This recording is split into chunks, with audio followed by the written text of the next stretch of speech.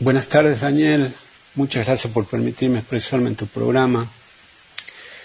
Hoy quería que leamos juntos uno de los artículos más importantes de la Constitución, que es el referido, en la parte del capítulo que habla del Poder Ejecutivo, es el referido a las atribuciones del presidente. El artículo 99 dice que el presidente es el jefe supremo de la nación, jefe de gobierno y responsable político de la administración general del país. Esto lo acabo de leer, es textual lo que dice la Constitución. Es decir, el presidente de la nación es el que administra el país, dice, es el jefe supremo de la nación, responsable político de la administración. Esa enorme responsabilidad, por ahí la perdemos de vista y pensamos que cuando se habla de lo nacional, hay como un cogobierno entre los gobernadores o un cogobierno con el Congreso, y no es así.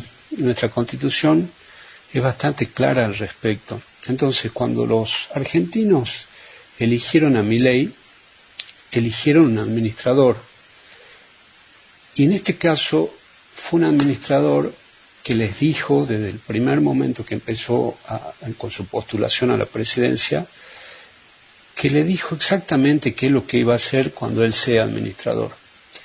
Y a pesar de lo duro de sus promesas, porque todas significaban esfuerzos, la gente lo votó y lo eligió. ¿Cuál era, en síntesis, el plan que planteaba Milei en su candidatura? Él decía que era necesario, en primer lugar, como urgente, combatir a la inflación, que era el peor de los males que nos estaba afectando. Y en ese sentido, y como una política integral que no solamente iba a servir para eso, sino también para lo importante que era el desarrollo del país, planteaba la necesidad de achicar el Estado. Achicar al Estado en el sentido de que sea lo mínimo imprescindible, digamos, que no sea la inmensidad que hemos conocido hasta hace tan poco, en donde el populismo planteaba que era necesario un Estado presente en todo, o sea, que se metía en absolutamente todo, en cosas buenas y en cosas malas, en gastos que podía hacer con plata genuina y en otros no, entonces se dedicaba a emitir billetes sin valor. Entonces Milei lo que planteaba era decir, bueno, primero vamos a hacer un Estado de acuerdo a las reales necesidades del país. Una vez establecido y determinado esto, de acuerdo a su tamaño y necesidad, vamos recién a poder elaborar un presupuesto económico necesario, real, para poder mantenerlo.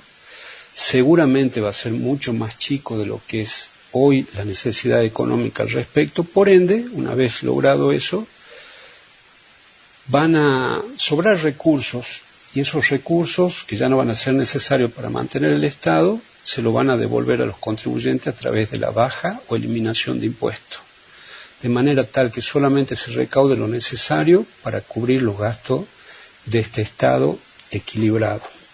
Esas fueron, por decirlo en palabras simples, la propuesta de Milei, y que la gente apoyó, aceptó en las distintas elecciones que tuvimos el año pasado.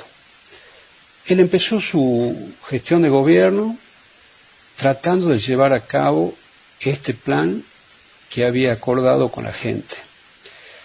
Pero, como todos vimos, no tuvo el acompañamiento necesario del Congreso de la Nación. Recordemos que él es el administrador, él es el que elabora los proyectos necesarios a su criterio para lograr el objetivo que se propuso con sus votantes, que pasan a ser la totalidad de los argentinos, porque esto que convivimos todos es una democracia, entonces lo que elige la mayoría es lo que se hace, no lo que elige la minoría. Entonces, él en ese concepto avanzó al respecto. Ya hemos repasado en otras columnas qué es lo que fue sucediendo con los distintos pasos en esa elevación al Congreso de sus proyectos de ley y del DNU. Y bueno, no tuvieron buen resultado, ya lo sabemos todo. Eso provocó el enojo del presidente, el enojo del administrador. ¿Por qué? Porque en este contrato social que tiene con los argentinos, es lo primero que pidió, y que no lo pide por caprichoso, sino que realmente es lo necesario para llevar a cabo este plan, y que este plan tampoco es el errado, sino que es el acertado, al que todos deberían apoyar, porque no hay otra idea, porque nadie aportó otra idea al respecto de cómo solucionar los problemas que tenemos.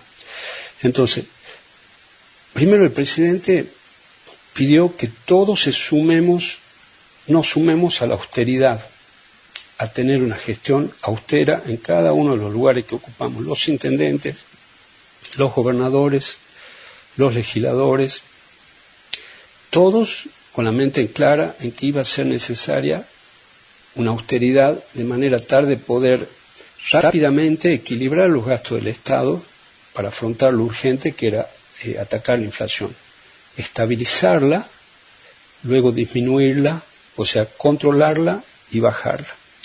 No tuvo el acompañamiento, como hemos visto todos, de ese sector de la política. Ese sector de la política se comportó de una manera anticuada, no respetó lo que la gente eligió, y de ahí es que venimos perdiendo ya prácticamente 3 meses con algunos avances de los cuales estuvieron en manos del Poder Ejecutivo Nacional, pero con todo lo demás estancado, en donde era necesario la participación y el acompañamiento del resto de los legisladores y los gobernadores, el presidente sigue sin lograr ese apoyo.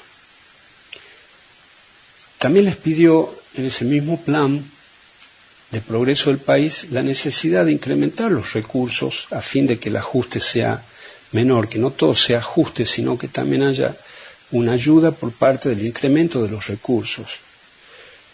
Y eso fue lo que no le otorgaron los gobernadores, digamos, en su plan de aprobación de la ley que envió al Congreso. Gran parte de ese plan, de ese articulado, como ya lo hablamos en otras columnas, está destinado a generar incentivos, interés, seguridad jurídica, de manera tal que las inversiones extranjeras y de los propios argentinos salgan a la luz, se realicen, engrandezcan la economía, el Producto Bruto del país, y por ende también el pago de tributos a los estados nacionales, provinciales y municipales, con lo cual ayudaba a que el equilibrio fiscal se logre más pronto y a la vez sea más genuino, porque surge justamente del engrandecimiento de la economía. Bueno, eso tampoco se entendió, yo creo que se entendió, pero por egoísmo no se lo aprobaron. Llegamos a esta situación en donde ahora, en estos momentos, se están comenzando las reuniones entre el Poder Ejecutivo Nacional y los poderes ejecutivos provinciales. Veremos qué resulta de ello. Yo creo que en base a todo lo que fue sucediendo en estos meses, a lo que fue viendo el ciudadano argentino, en donde vio un presidente que intentaba, a su modo, llevar a cabo lo que había propuesto, no recibió el acompañamiento de casi nadie de la política anterior. Política anterior que, recordemos, gran parte de ella fue cómplice, por acción o por omisión, de lo que pasó con el populismo, sobre todo el año pasado, en donde toda la ciudadanía argentina fue testigo de que 19 gobernadores apoyaban a mano alzada y a viva voz el que le quiten recursos a sus provincias. Y hoy lo ven reclamando federalismo, cuando hasta hace unos pocos meses no tenían ningún problema de ceder ese federalismo, y no a un jefe supremo que era el presidente de la nación en ese momento, sino a un simple ministro de Economía que era candidato a presidente y que lo trataban como si fuese el jefe supremo que dice el artículo 99 de la Constitución. Inclusive en esos mismos momentos, en esos mismos acontecimientos, este jefe supremo le ofrecía a los gobernadores, a cambio de su voto, de que le iba a devolver estos recursos de las provincias a través de modificaciones de la ley del presupuesto tocando otro tipo de impuestos, como el impuesto país o el impuesto a los cheques. Es decir, en esos momentos, muchos de los gobernadores actuales que hoy están reclamando participación y equidad no tuvieron ningún problema en acordar lo que hoy denuncian como espurio. Esa falta de credibilidad que están teniendo muchos de estos gobernadores con sus votantes surgen de sus propias acciones. Esto no tiene nada que ver con los trolls ni con lo que sucede en las redes sociales. No caigamos de nuevo en la subestimación. Ante los votantes, ante los ciudadanos argentinos, todos estos gobernadores que continúan sin las políticas de austeridad, que continúan utilizando los recursos del Estado de una manera que al compararlo con el presidente quedan en las antípodas, siguen sin apoyar lo que realmente es urgente, que es combatir a la inflación bajando el gasto público. Una vez que todo se equilibre, recién se puede avanzar en los acuerdos que pretenden con respecto a cuando hablan de federalismo. Recordemos que este es uno de los pocos presidentes con más apoyo federal en la historia argentina. Este presidente recibió el apoyo de casi todas las provincias, solamente no ganó en Formosa y en Santiago del Estero. En Buenos Aires tampoco ganó, pero fue un empate técnico. Por muy pocos votos quedaron prácticamente empatados en el distrito más importante del país. Y en el resto de los distritos ganó holgadamente, cómodamente. En Tucumán también podemos decir que fue casi un empate técnico. Ganó Milei. Pero en Córdoba ganó 74-26, en Mendoza 71-29, en la ciudad de Buenos Aires 57-43, en la provincia de Santa Fe 63-37, en Entre Ríos 61-39.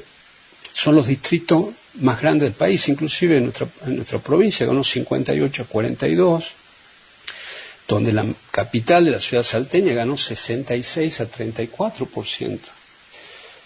Es decir, cuando lo acusamos de falta de federalismo a Milei, yo creo que nos estamos equivocando, porque acá no está en discusión si es federal o no.